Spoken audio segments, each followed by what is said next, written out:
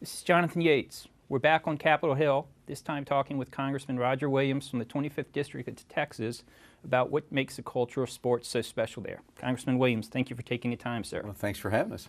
Well, in your district, you have to have the most college football power in history. You have TCU, you have Baylor, you have the University of Texas. What's it like representing three powerhouses like that in Congress? Well, it's fun, but as you mentioned, I am a Horned Frog. Yes, sir. And that's where Fear the frog. That fear the frog. That's where my loyalty lays. But also, college football, as you know, in Texas is a big, big deal. And the great thing about college football in Texas is when we meet people, I always ask them, "What are you?" Because you're either a Mustang, a frog, a bear, a Aggie, or whatever, and then we go from there. You follow me? Yes. So it's a big, college football is a culture in Texas, and one that I'm excited to be a part of. And how attractive is that culture to outsiders? Texas is attracting more businesses and residents than anywhere else in the culture in the country. College sports has to have something with that. Well, it's a great draw. Plus, we also have no personal income tax, which Yes. also helps, you know. But college sports, and and you talk about football, Yes, sir. basketball, college baseball is accelerating like we've never seen. We got just at TCU alone and UT stadiums upward to 20,000 people. Games are sold out every night. Texas Tech is ranked number Texas 6. Tech, exactly. TCU's been in the College World Series the last 4 years in a row. So college baseball is a big deal too. So you come to Texas, you can have sports, a steady diet of sports from the beginning of the year to the end of the year, watching your college team play. Now, how did someone who's done more for TCU baseball than anyone else like you played, you coached, you're on the board, how'd you grow up a Ted Williams fan? Well, when I grew up in the 50s, you were one of two persons. We all played in the backyard, right? Right. And you were either Mickey Mantle or Ted Williams. And I wanted to be Ted Williams because he was a Williams. Okay. And I was born in 1949, and in history of baseball, it's the summer of '49, where the Yankees and Red Sox battled it out right to the wire with DiMaggio and Williams carrying their teams. And my grandfather named me, but he held off a day because he just couldn't decide if he wanted to name me Ted Williams or Roger Williams after the Puritan religious person. He named me Roger. I was disappointed, but maybe it was a blessing because as I later played, if I was Ted Williams coming to bat, they might have expected a lot more than they got. Now, in coaching the baseball team up here and forming the baseball caucus, how have you found the support among the other members of Congress? Well, it's been good. When I came up here in 2012, I noticed the disparity between Republicans and Democrats. I mean, just what it is. But I also found out and knew that baseball was a common denominator. So I started the baseball caucus. And we've got about 300 members in both parties that belong to the baseball caucus. I try to bring former players in every quarter. We've had Tommy John, we've had Brooks Robinson, we've had Ken Griffey. I've talked to Commissioner Manfred. He'll probably be our next person to come up. It's totally bipartisan. We have baseball, we have hot dogs, we have apple pie, and for an hour it's totally where we talk baseball, nothing but baseball. So it's been a lot of fun to put that together. I do coach the congressional baseball team, which has been an honor. This game's been played 110 years. It's bipartisan. Last year, of course, we had the tragic shooting, but aside from that, we had 35,000 people attend the game. It's a real game. Players wear the uniforms of where they either played or the local community they represent. I had one of my friends say, if I come to that game, what's it going to be like? Watching the Yankees, Red Sox, Astros, Rangers, what's it going to be like? And I said, it's exactly the same game. There's no difference between that game and watching in Fenway Park except one thing, and that's our game is in slow motion. And so forth. So that's coming up. We'll start working out here in the next couple of weeks, getting ready for, I think it's June 14th. It'll be the anniversary of the shooting last year. So it's a lot of fun, and it's a serious business. Like I say, Right. 35,000 people, Sure. professional umpires, and people have their favorites, and they cheer hard. Type A personalities to the extreme, too. Right. What's it like trying to manage a member of They're Congress? totally unmanageable. Huh? You got all these superstars, right? But when we get them on the baseball field, and with the experience I've had in playing and coaching, they do give me some benefit of the doubt. But they listen, and everybody's the same. It doesn't matter if you have seniority over the other. You got to be able to throw strikes. You got to be able to hit the ball. You got to be able to keep it in front of you, and you got to be able to win. And that's what all these guys and gals are like. And what have you learned from both playing and coaching baseball that's helped you become so successful in both business and politics? Well, baseball especially is really like life. As I tell young people, I talk to them a lot, and even grown-ups, baseball is the only industry I know you can fail 70% of the time and be in the Hall of Fame. Sure. That's because the hardest thing to do in sports is hit a baseball. I mean, think about it. You got a round ball, you got a round bat, and you're trying to hit it square. Yes. With a curve on it. And that was Ted Williams used to say Exactly, that. with a curve on it. And, Ted always said, too, you can't go to the Hall of Fame hitting ground balls. and that's like life too. So baseball is life, and if people understand that and can relate to that, which I've done all my life, they'll usually be pretty successful.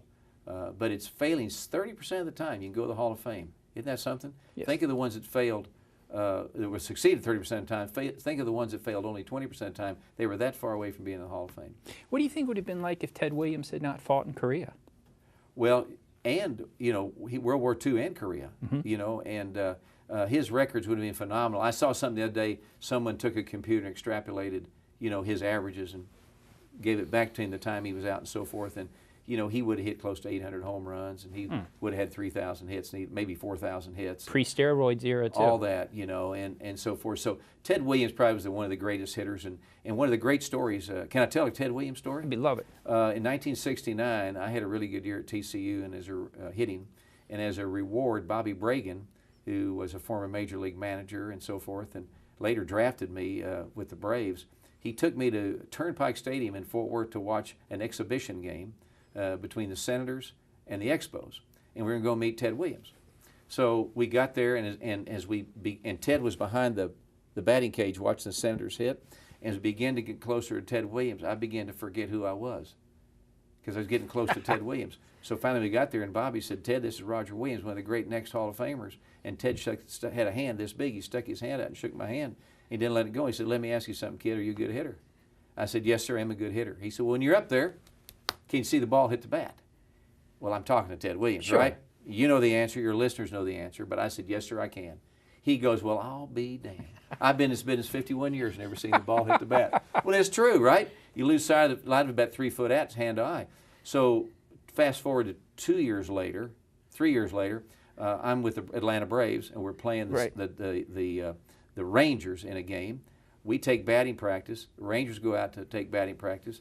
Ted goes there. He doesn't know me from Adam, but I got my Braves uniform on. I go up to him. I said, "Ted, I'm Roger Williams. Can you see the ball hit the bat when you're up there?" He's all these damn kids. They all think they can, but they lose sight of it. I said, "You pull that stuff on me back 3 years ago and at an exhibition game, embarrass the heck out of me." So that's always a good Ted Williams story. But Ted always talked about, and Mickey Mantle was one of my favorites too, and I got to know both of them pretty well. But Ted always talked about. He asked Mickey one day, "When you're up there hitting, what are you looking for?" And Mickey said, "I just see the ball and swing." And Ted always said that he just tore him up when Mickey said that, because Mickey had so much talent, that it was so natural that if he could have kind of been focused like Ted was, he really could have been even better than he was. Now, do you ever ask the members of Congress if they can see the ball hit the bat? Well, they don't know the answer. They don't know that answer. That's too over their head. Now, how did Johnny Unitas end up being your favorite football player? Well, when I was growing up, you were Ted Williams or you were or Mickey Mantle in the backyard. But when I was growing up, the big game of the history of NFL was the '58 playoff game against the Giants, and I watched that with my father in the living room in '58, and Johnny Unitas handed off to Alan the Horse Amici. Yes. And he went over from the 3-yard line to end that game. You remember all that? It was before my time. No, but you I've read the books. No, that was before my time. And I sat there and watched it with my dad. So Unitas became one of my heroes on the football side, but I also liked him because he was the only quarterback that wore high tops. And I thought that was kind of neat, Now, when I interviewed Bob Lilly, he said, another TCU graduate. TCU and a good friend of mine. He said he was a Unitas fan for that reason, too. Were there a lot of Unitas fans in Texas because of that game? Well, you got to understand, in '58, there wasn't a team in Texas. Right. And so it's kind of like baseball. You listen to the St. Louis Cardinals or you watch football on TV. So, you kind of picked who you wanted, but who better than Unitas to pick as a winner, and a guy that wore high-top shoes and was a quarterback, and so forth. So I had my favorites. I tried to be like them. I stood like them. I threw like them. And here I am in Congress. So now Lilly, he was a member of the Air Force Air National Guard. Now, you were the only member of Congress to write the Commissioner of the NFL, Roger Goodell, about players kneeling for the national anthem. What inspired you to take such a powerful position? Well, when I saw athletes in any sport, but especially in the NFL, where they are, frankly, they've earned this slot to be there, but it's also a blessing to be there with the amount of attention they get, the amount of money they make, and so forth, in the greatest country in the world that offers freedom and liberty. I thought that when I saw these folks take a knee for the Star Spangled Banner, I just thought it was wrong. And I thought it was wrong. I thought you were sending the wrong message to children, the wrong message to the world, the wrong message to our military that's fighting for freedom and liberty so we can go to games on Saturdays and Sundays. Yes. I just thought it was the wrong thing to do, and I just think and thought that the commissioner should take leadership and remind them that we, as I said earlier, we kneel for our God and stand for our flag. And I'm proud of some of the other sports that haven't done it. Baseball hasn't done it, and so forth. So I hope that we continue to remind people that this is the greatest country in the world. Not everything's perfect. No. But, you know, on Sundays, people don't want to get politicized. No, they sir. want to go root for their team. And I just thought there could have been better leadership represented by the NFL than what we saw. And what was the response from Goodell and the other members of Congress and your district? A lot of good response from my district and members of Congress, but no response from the commissioner. Now, your district has Fort Hood, one of the largest, Right. if not the largest, largest. military base in the world. What's that like for the community of sports, the culture of sports? Well, it's great representing, as I say, 342 square miles of bring it on. Fort Hood, we call it the great place. It's the 2nd Armored, right? Third Armored Division. 3rd Armored. And we got 47,000 young men and women there today training for freedom and liberty, exercising to make our country great. And representing those is the greatest honor I have. And, of course, they love sports. I mean, you go down to Fort Hood, and if they have time, you see them playing catch. You see them tossing the ball around and that sort of thing. And I've even talked to Commissioner Manfred in Major League Baseball, our commissioner, about putting a ballpark in at Fort Hood, much like they did at Fort Bragg, and have one of the major league teams, maybe the Astros and the Rangers, play each other in a regular season game at Fort Hood. Wouldn't that be great? That would be fantastic. What's been the response? And the response is great. They've already sent a group down there to study the possibility of it. So maybe we got that going. And then the other thing is, too, I've had conversation with folks in the military academies and with college football. The Army-Navy game I'd like to bring to Waco, Texas, right there at Fort Hood. The game is now being moved around, you know, to Yes. it's becoming an economic development opportunity. And so I'd love to have it in Waco, Texas, right next to Fort Hood, where our soldiers could see Army-Navy. So we've been in communications about that also. And how's the response from that? The liaison offices are right around the corner. Well, the response is good. You got to meet Great. certain requirements. Local communities have to commit for a certain amount of money because you got to bring all the kids in and so forth, but it also brings a lot of notoriety to your community. Now, when everybody thinks Texas, they think football, Friday Night Lights. So what's the spirit of football like in the 25th District? Well, it's pretty good. I mean, I've got a lot of rural communities, you know, smaller schools where there's huge rivalries, and Saturday or Friday night is the night to go watch the ball game. And we've got everything from 6-man football to what they call 6A football, the biggest schools, Yes. schools that have several thousand kids in it, all the way down to 6-man football. So it's a big deal, and everybody's got their team, and everybody roots hard for that. And Friday night is a lot of fun in Texas.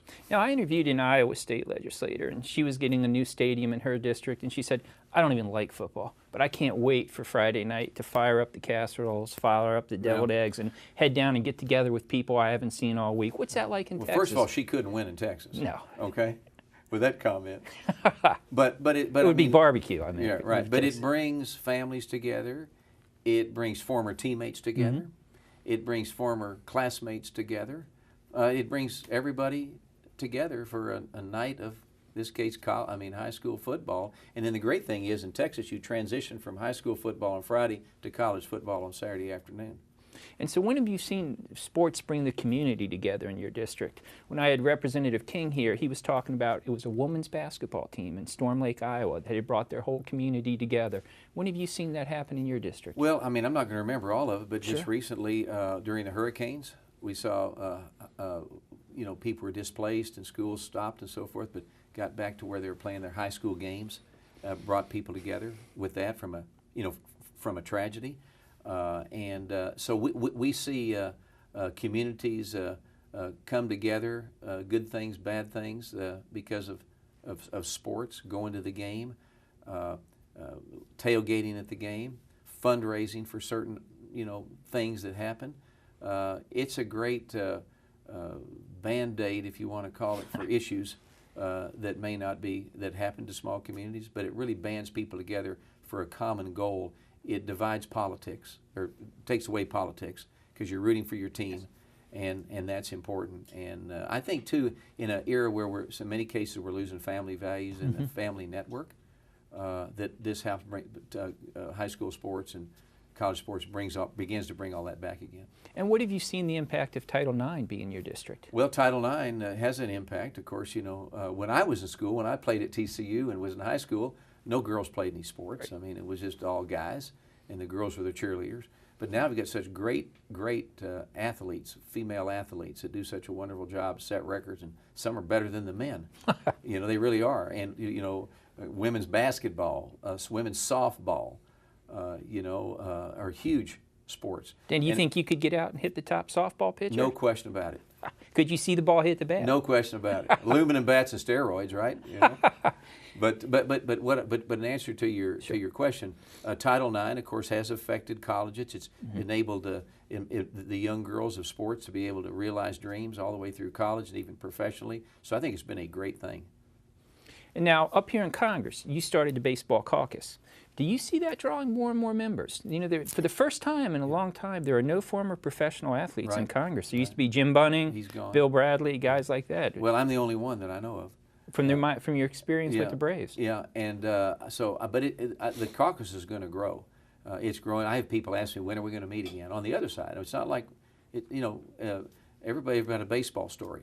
And they want to know when we're meeting, who's our next speaker, and so forth. Of course, now everybody's excited when you're going to start baseball practice and get ready for the game in June. So it's been a good thing. And I also started the College Football Caucus.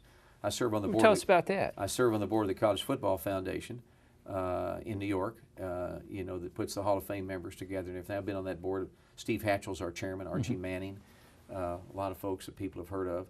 And so I started the College Football Caucus. With the foundation and with Steve Hatchell and with Archie Manning, and now we have quarterly meetings bringing college football people in.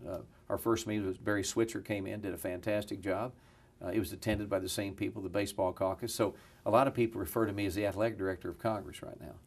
Now, speaking of athletic directors, University of Texas just hired one of the finest ones away from TCU, and Chris Del Conte. What are you looking for from him as a?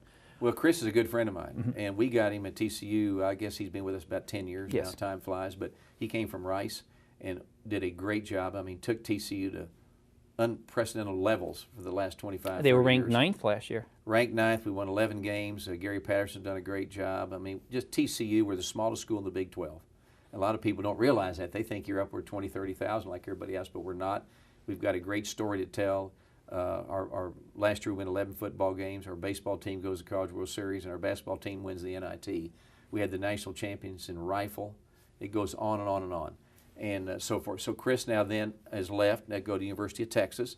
TCU people hated to lose him. Sure. But I made the comment to a lot of my buddies that were complaining. I said, when in your life did you ever think the University of Texas would want the TCU athletic director? And that speaks highly for where we are at TCU. And then I have the honor of representing the University of Texas in Congress. And now Chris is down there. Had lunch with him the other day, and we were kidding him. I told him, I said, you're going to have a heck of a garage sale and get rid of all those purple suits and start wearing those orange suits. Well, I'm sure there's any number of members of Congress who'll be buying those. Those purple suits, yes, right? Something. So anyway, but he's a good man, and we've also now got great leadership back at TCU. So that's the way it works, Sports advances people, and whether it's on the field or in the executive area, it's a good thing. A lot of people don't realize that Texas has an outstanding wine country now, in addition to with the other activities. So what's the culture of sports like in Texas for outdoor activities such as hunting and fishing and hiking? Well, Texas is Texas. I mean, you go from the top of Amarillo right down to Brownsville, from Texarkana to El Paso. Texas is really, really big, and we got mountains, and we got prairies, and we got palm trees, and we got all kinds of things, in Texas. So hunting and fishing is a big part of what recreation we have in Texas, and you can go anywhere. Of course, cattle, rodeos is another sport. That's the sport of Texas right there. The two biggest lies in Texas. Do you know what they are? No, the hit the ball. You can see the ball hit the bat. Two biggest lies in Texas are my pickup truck is paid for, and I won this belt buckle in the rodeo. Well, how big is the rodeo in your district? Well, we have a lot of rodeos. The biggest indoor rodeo is right there. In Houston, right? Well, you got Houston and you got Fort Worth. And then in between you got a lot of rodeos in between it, and a lot of weekly rodeos. You know, there's a lot of Wednesday night rodeos, Saturday night rodeos. You go and it's just tremendous, and it's real cowboys, and it's people that can tell you how much a round bale weighs and how much a square bale weighs. And they're driving a truck. A round bale or a square bale would be? Well, a square bale weigh about 90 pounds, and a round bale about 1,200. Now, how's the culture for the rodeo different than the culture for the Friday night football games in your district? Well, I don't know that it's too much different. It's fast, right? Mm-hmm. It's contact sport, right? Yes. It's pretty much in your face. Yes. The rodeo, he's dealing with the animal. The high school kids are dealing with that guy across the line from him, or that guy on the pitcher's mound. Yes. You know, but it's all the same thing. You got a time clock, right? And you got fans, and people are either rooting for the bull or rooting for the cowboy. And so who are you rooting for in the game, though? That's a big question. Can you pick sides like you do for the cowboy and the bull? Well, I pick the sport. You know, I want to always have a good game. But I'm a TCU guy. I mean, I've told my friends at the University of Texas, I'm going to pull for you 11 times a year, you know. And then I always root for the cowboy, all right? Yes. And, of course, I love the Dallas Cowboys, and I love the Texas Rangers, and I love the Houston Astros. So we got a lot of winners we can choose from. Well, certainly this year with the Astros, that is for sure. Now, there's more and more people moving for Texas, more and more businesses. What would you say to Jeff Bezos is the reason he should bring Amazon to Texas? Well, he needs to come to Texas if he cares about his employees, he'll come to Texas where we've got no personal income tax. Yes. He actually can give his employees a raise and not give them a raise, okay? We got quality of life, just the stuff we've been talking about today, all right? Mm-hmm. We've got Texas values. Now, what are those Texas values? Well, I guess you'd say Texas is all about fairness, Mm-hmm. family values, a love of God, a love of state, a love of country.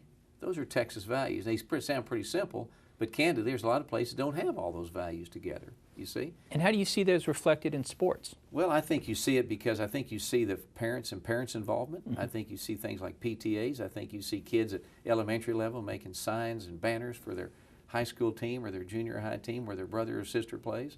You know, there's a lot of family involvement. You go to a high school game or a junior high game or a little league game, families and parents are involved. And I think that's important. And I think, frankly, that we have a big military presence in Texas has a lot to do with that, a lot of patriotism, a lot of, yes, like I said, love of country, love of state. I mean, you know, you look at our capital of Texas, and Texas is the only state in the union that has the capital higher than the U.S. capital. Yes. And that was the deal that we made, you know. We're the only one that can, as they say, secede from the union. That kind of used to be that way, and so forth. So Texas is unique, and we got to, you know, our economy is almost like, if you take our Texas economy, it's the 9th largest in the world. So we got a lot going for us. Now, what would a weekend be if I were to come down and go to a Friday night football game, Saturday UT, TCU, and then Sunday go to a Cowboys game? Well, that's a good weekend, isn't it? Huh? Can it be topped anywhere? Well, I guess you could say you could be topped, or it would be the same if Friday night we go to a high school baseball game. Friday evening we go watch the Rangers and Astros play, Mm-hmm. great rivalry, right? Yes. Or Sunday we do that, and Saturday we go watch TCU play Texas in baseball. So you got high school baseball, college baseball, and the big league. So you couple that with football, you're pretty good. That's a pretty good weekend. Now, and then we throw a little barbecue in there. Yes. Right. Now, I've interviewed a lot of the former Dallas Cowboys for a book I wrote, and one thing I noticed that no matter where they were from, they ended up staying in Texas. Right. Why do you think that is for those athletes? President Bush always told us this in Washington. He said, remember this, all roads lead back home to Texas. And how true that is. And I think people don't leave Texas, they don't leave local communities because of just the things we've been talking about. Texas value. And the weather. We got great weather. Yes. And values, so much to do. You know, and so there's no reason you would want to leave Texas. Plus, it's easy getting out of Texas. You can fly into DFW, you can fly yes, into Houston, get in, get out, and all that counts. But if you're a sports person, there's so much sports around here. And the great thing about Texans is we remember you. So, you know, if you played for the Rangers or you played for the Cowboys, you had a great college career, people remember that. And frankly, if you're a former athlete, you like to be remembered because every year you do get better. Now, there are 53 members of Congress who were former athletes at D1 schools. Can you see that? Can you tell from a member of Congress who is an athlete by the way they know how to cooperate and move the ball forward? I think you can tell a person if they played even just high school sports. And how's that? With just the way their demeanor, the way they act, the way they talk. Now, when I can look at guys pretty much and tell you if they're an athlete or not. I can tell you on the baseball field, I can hit ground balls to my colleagues and hit fly balls and watch them swing the bat at age 65 or 70. And I can look at them, I can tell you that they were pretty good players 40, 50 years ago. Can you tell who grew up getting the participant ribbon? Well, when this group grew up, there wasn't a participant ribbon. Now, you think that's a good or bad thing? No, it's horrible. It's horrible. Now, they don't give it in your district? Not even in Austin? No, Not even in Austin that has a bumper sticker, keep Austin weird. Look, there should not be a trophy for everybody. Yes. Okay, you need to I strive agree for with you, victory, by the way. All right? And victory is great and defeat is horrible. And, I think the idea of a trophy for everybody or a ribbon for everybody, that takes the drive and the desire out of, I got to hang in there. I got to score this point. I got to get that yard. I got to get that hit. That's what it's all about. That's what puts people on the edge of their seats. That's why people buy season tickets. That's why people go to ball games, is to see that moment, that fourth and goal with 10 seconds to go, that 3-2 pitch with the bases loaded in the bottom of the ninth. That's what you strive for. You can't take that away from people. Do you think anything else brings people together like sports?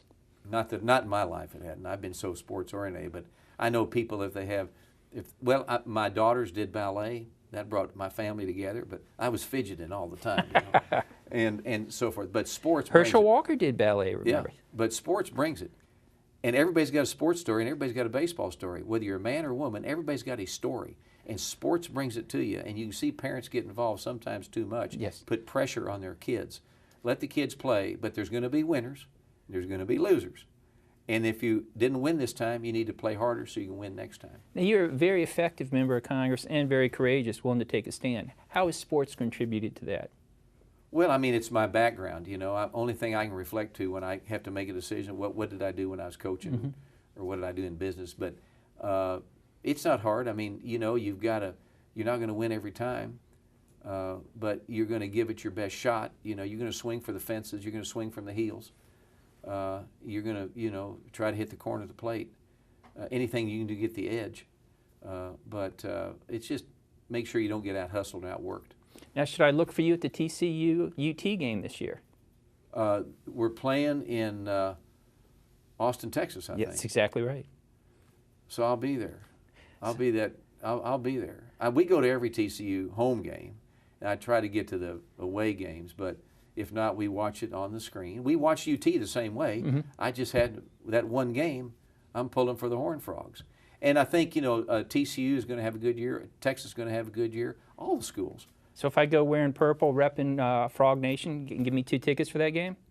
Yeah, I can get you 2 good. That'd be good ones, too. I look forward to it, Congressman. Thank you a lot. Thank you for the time. Okay. It's Jonathan Yates from Capitol Hill. Thank you for joining us.